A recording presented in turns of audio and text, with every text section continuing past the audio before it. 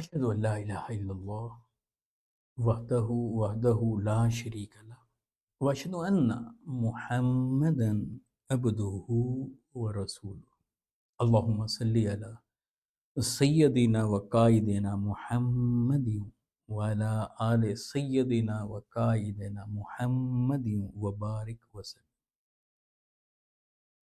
چوتھے پارے کے اہم نکات۔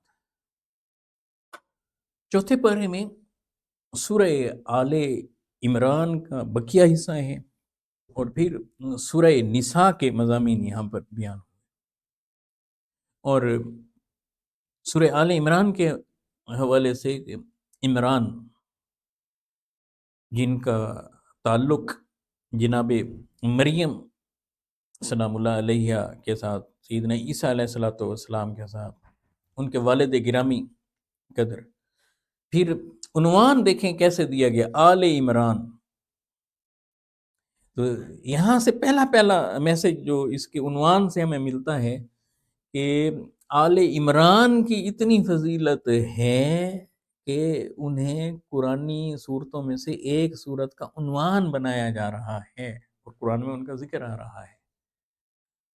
تو پھر سوچئے آل محمد صلی اللہ علیہ وآلہ وسلم کا مقام و مرتبہ کیا ہوگا۔ یہاں یہ دلچسپ امر بھی ہے کہ چوتھے پارے کا آغاز انسانیت کے حوالے سے انتہائی شاندار ہے۔ اللہ سبحانہ و تعالیٰ فرما رہے ہیں لن تنالوا البر حتی تنفقوا مما تحبون، تم نیکی کے کمال کو نہیں پہنچ سکتے، نیکی کو پا ہی نہیں سکتے، یعنی نقطہ کمال کو نیکی کے آپ نہیں پا سکتے جب تک کہ اپنی پسندیدہ چیز، اپنی محبوب ترین چیز اس کی راہ میں خرچ نہ کریں۔ حتی تنفقوا مما تحبون، محبوب ترین چیز۔ اب یہاں نا نیکی کا مفہوم سمجھ میں آ رہا ہے، بھلائی کا مفہوم سمجھ میں آ رہا ہے، اور بڑا دلچسپ ہے۔ ہماری اور چیزیں، ہم جب اللہ کی راہ میں کچھ دینے لگتے ہیں تو اترن دے دیتے ہیں، بچا ہوا مال دے دیتے ہیں، پہنے ہوئے کپڑے، استعمال شدہ چیزیں، بچی کچی ہوئی وہ دے دیتے ہیں، بچا ہوا کھانا دیتے ہیں، اور یہ کس کے نام پہ دے رہے ہیں؟ اللہ سبحانہ و تعالیٰ۔ اچھا، یہ یاد رکھ لیں، ہر وہ چیز جو اس کا پازیٹیو پہلو ہے وہ ضرور لینا چاہیے، یہ بھی نیکی ہے، لیکن اسے اگر کوئی محدود سمجھتا ہے تو یہ کمال نہیں ہے۔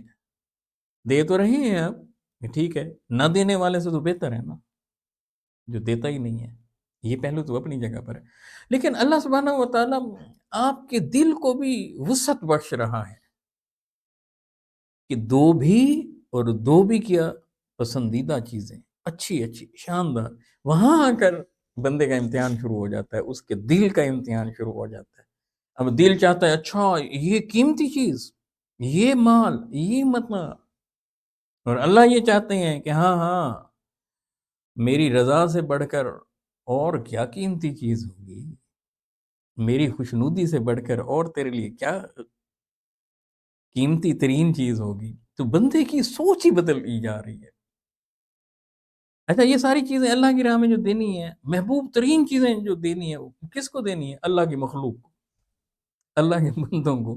فرشتے آ کر نہیں لے جائیں گے، اسے اٹھا کر آسمانوں پر نہیں لے جایا جا رہا، اسے سمندر برد نہیں کیا جا رہا، دریا برد نہیں کیا جا رہا، اسے جلانا نہیں ہے، ضائع نہیں کرنا۔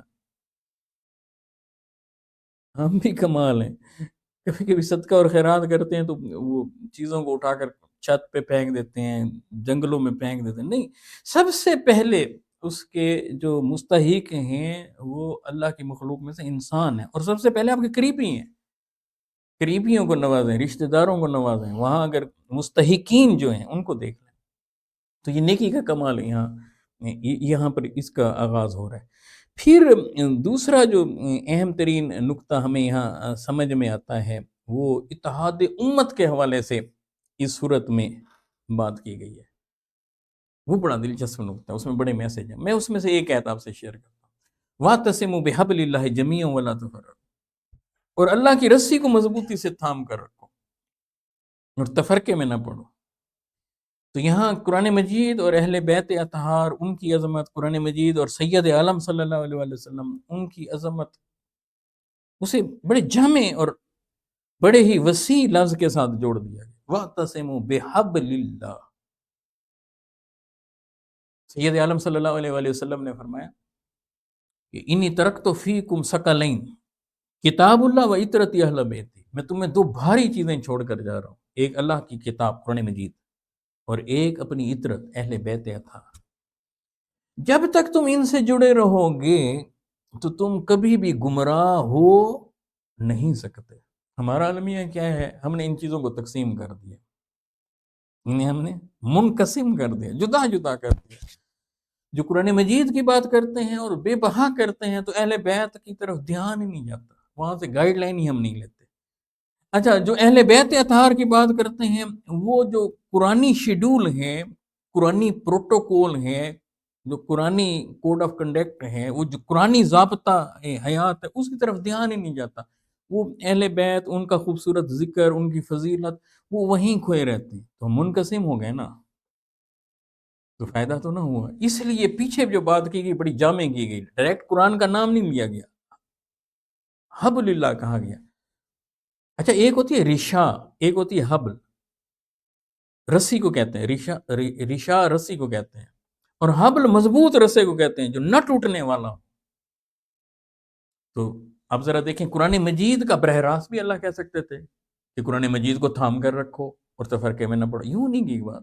قرآن بھی اس میں آ گیا ہے، رسول اللہ صلی اللہ علیہ وآلہ وسلم کے قلب اطہر پر قرآن مجید اتر رہا ہے، اور قرآن مجید کے بارے میں رسول اللہ گائیڈ لائن دے رہے ہیں، اور ساتھ اہل بیت اطہار کے ذکر کر رہے ہیں، ساری چیزیں سمٹ گئیں۔ لیکن اس کے ساتھ جو طاقتور ترین میسج تھا وہ یہ تھا، وَلَا تَفَرَّقُوا، اور تفرقے میں نہ پڑنا، اور تفرقے میں نہ پڑنا۔ اس کا ایک بڑا خوبصورت پہلو اور بھی ہے، ریفلیکٹ ہو رہا ہے آیت میں سے۔ وَلَا تَفَرَّقُوا کا معنی یہ بھی ہے کہ تفریق نہ کرنا، کسی کو مائنس نہ کرنا۔ آج ہماری ساری کوششیں کس بات پہ ہیں کہ بھئی یہ بھی اسلام سے خارج ہے، وہ بھی اسلام سے خارج ہے۔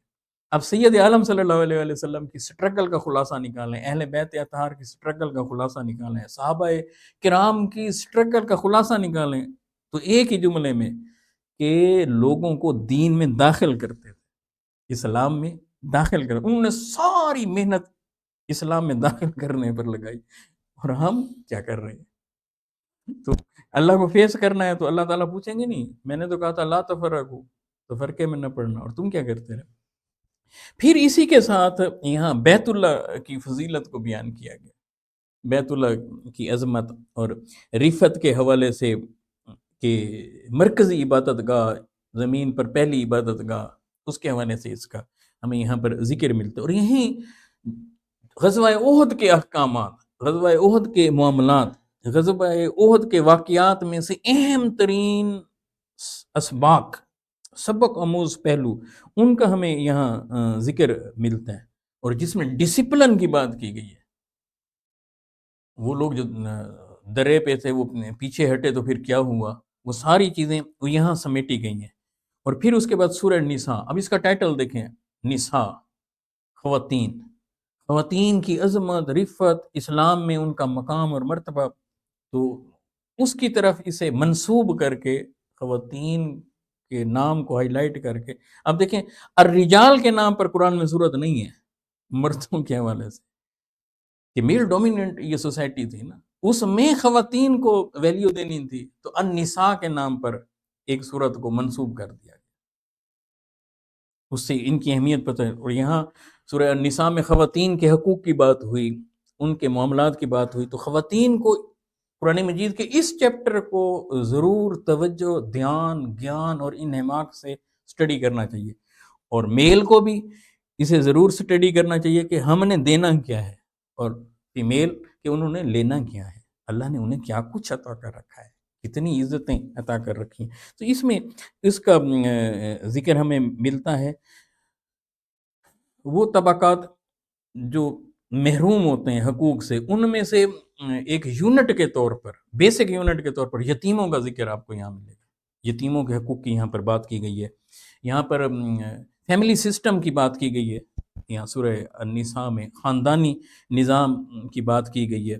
نکاح کے حوالے سے یہاں آپ کو تذکرہ ملے گا، وراثت کے احکامات ان کے بارے میں یہاں پر ہے، یہاں محرمات ان کے حوالے سے بھی یہاں ذکر ملے گا، جن سے نکاح حرام ہے ان کا یہاں پر بھی ذکر آتا ہے، اور دیگر چیزوں کو یہاں پر ڈیٹیل سے بیان کیا گیا ہے۔ اللہ سبحانہ و تعالیٰ قرآن مجید کو سمجھنے اور اس پر عمل کرنے کی توفیق عطا فرمائے۔ السلام علیکم ورحمۃ اللہ وبرکاتہ۔